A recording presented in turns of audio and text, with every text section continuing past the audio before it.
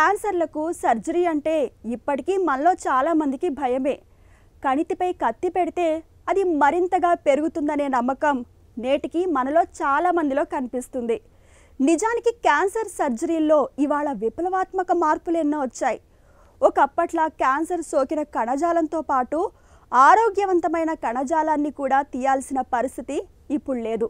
అలాగే రోబోటిక్ సాంకేతికత అందుబాటులోకి వచ్చాక సంక్లిష్టమైన సర్జరీలను సైతం ఇవాళ సులువుగా చేయగలుగుతున్నారు.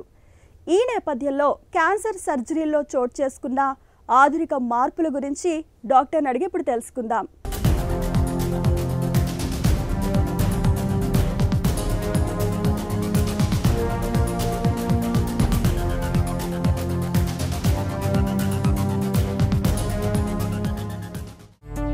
శరీరంలో క్యాన్సర్ కణితి కనిపించగానే సర్జరీ చేయాలా?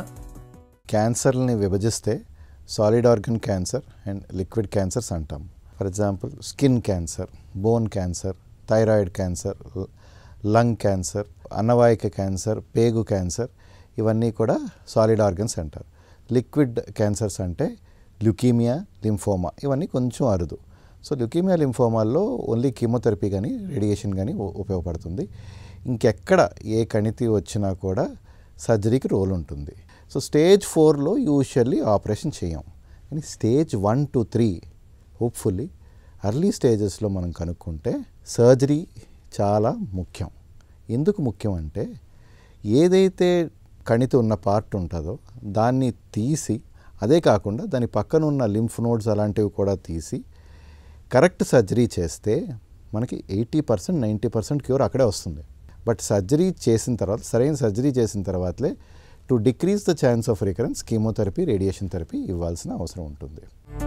క్యాన్సర్లకు సర్జరీలు ఎవరు చేయాలి అంటే అందరు సర్జన్లకి సరైన ట్రైనింగ్ లేకుండా క్యాన్సర్ సర్జరీ చేయకూడదు. దీనికి స్పెషలైజ్డ్, ఇప్పుడు ఇండియాలోనైతే సర్జికల్ ఆంకాలజీ అనే స్పెషలైజ్డ్ MCH ప్రోగ్రామ్ ఉంది. ఇది చేసిన వాళ్ళు చేయాలి, లేకపోతే స్పెషలైజ్డ్ ఫెలోషిప్స్ చేసిన వాళ్ళు, క్యాన్సర్ ట్రీట్మెంట్లో చేసిన వాళ్ళే చేయాలి. ఇప్పుడు ఫర్ ఎగ్జాంపుల్ బ్రెస్ట్ క్యాన్సర్లో రొమ్ములోనో లేకపోతే ఆ ట్యూమర్ పార్ట్ తీయడమే కాకుండా లింఫ్ నోడ్స్ అనేవి కూడా తీయాలి.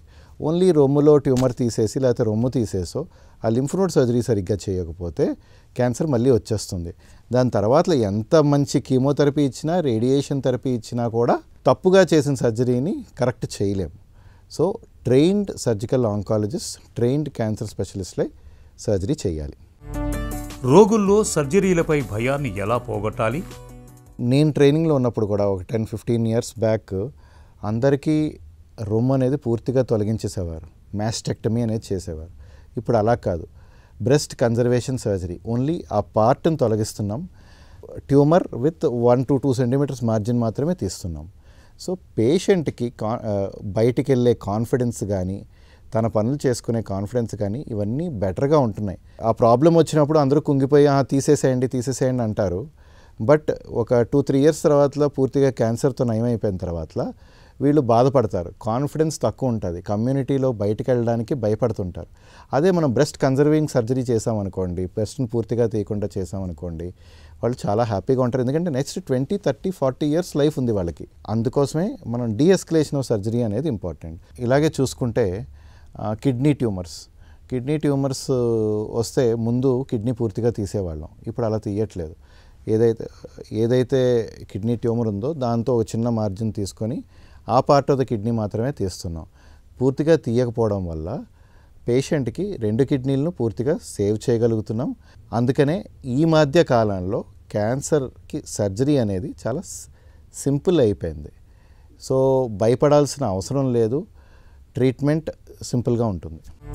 క్యాన్సర్ సర్జరీల్లో కొత్తగా వచ్చిన పద్ధతులేంటి? ప్రాస్టెటెక్టమీ అనే సర్జరీకి ప్రాస్టేట్ గ్రంథి అనేది యూరినరీ బ్లాడర్ కిందన ఉంటుంది.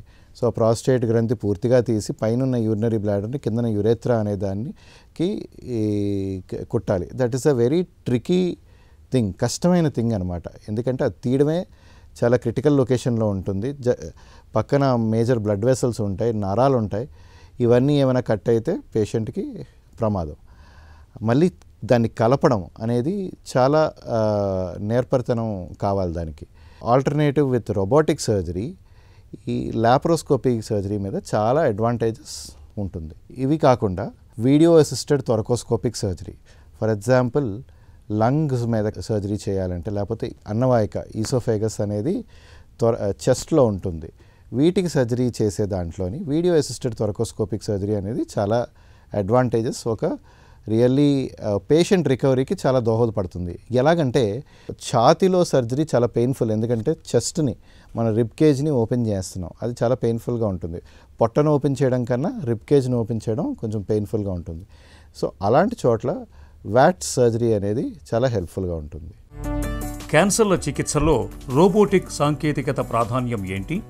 రోబోటిక్ సర్జరీ ఏంటంటే మెషిన్కి మన ఇన్స్ట్రుమెంట్స్ తగిలించి సర్జన్ పక్కన కూర్చొని సర్జన్ కన్సోల్లో చూస్తూ ఆ మాస్టర్ కంట్రోలర్స్ అనేవి యూస్ చేయడం వల్ల బాడీ పార్ట్స్ అంటే పొట్ట లోపల ఈ ఇన్స్ట్రుమెంట్స్ కదలిక వల్ల సర్జరీ జరుగుతుందన్నమాట.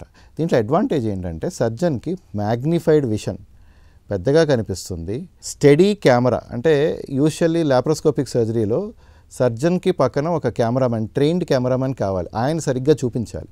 If is not trained study camera platform ఉండదు. ఇక్కడ రోబోటిక్ సర్జరీలో సర్జనే చూపించుకుంటాడు, ప్లస్ ఇంకొక అసిస్టెంట్ సర్జన్ కావాలి, ఏదైనా బాడీ పార్ట్ని పట్టుకొని రిట్రాక్షన్ అంటాం దానికి కూడా కావాలి. ఇవి ఏవీ లేకుండా సర్జనే ముగ్గురు పని చేసుకుంటాడు రోబోటిక్ సర్జరీలో. అది కాకుండా ఈ లాప్రోస్కోపిక్ ఇన్స్ట్రుమెంట్స్ చూస్తే వాటికి లిమిటేషన్ ఆఫ్ మూమెంట్ ఉంటుంది అనమాట, ఓన్లీ 2 డైమెన్షనల్ మూమెంట్ ఉంటుంది. బట్ రోబోటిక్ సర్జరీలో రిస్టెడ్ ఇన్స్ట్రుమెంట్స్ అనేవి ఉంటాయి, అవి మన చేతి రిస్ట్ లాగా 360 degrees తిరుగుతాయి. సో మూమెంట్స్ చాలా బాగుంటాయి, దానివల్ల కుట్లు వేయడం కానీ సూచరింగ్ అనేది ఏదైతే లాప్రోస్కోపీతో డిఫికల్ట్ అవుతుందో రోబోటిక్తో చాలా సింపుల్గా ఉంటుంది. ప్లస్ సర్జన్కి ఏమైనా వణుకు, ట్రెమర్ అలాంటిది ఏదైనా ఉంటే కూడా అది చేసేటప్పుడు కనిపించదు. రోబోటిక్ సర్జరీ చేసేటప్పుడు ఆ ట్రెమర్ అనేది ఫిల్టర్ అయిపోతుంది. అండ్ సర్జన్ ఫెటీగ్ అనేది ఉండదు, ఎందుకంటే సర్జన్ కూర్చొని ఎన్ని గంటలైనా ప్రశాంతంగా సర్జరీ చేయొచ్చు. లాప్రోస్కోపిక్ సర్జరీలోనైతే నిలబడి షోల్డర్స్ మీద స్ట్రెస్ కూడా ఉంటుంది, అండ్ టీమ్ కూడా ఇంకో ఇద్దరు హెల్ప్ చేయాలి కాబట్టి కొంచెం డిఫికల్ట్ థింగ్. సో ఈ విధంగా robotic surgery is much more advantages to the surgeon and thereby patient కూడా చాలా అడ్వాంటేజ్. ఆధునిక వైద్యం అభివృద్ధి చెందుతున్న కొద్దీ క్యాన్సర్ చికిత్సలోనూ ఎప్పటికప్పుడు మార్పులు ఎన్నో వస్తున్నాయి. సర్జరీల విషయంలో ఇప్పుడు ఎంత మాత్రం భయపడాల్సిన అవసరం లేదు. రోబోటిక్ పరిజ్ఞానం తోడుగా అత్యంత ఖచ్చితత్వంతో సులువుగా సర్జరీలు చేయడం నేడు సాధ్యపడుతుంది.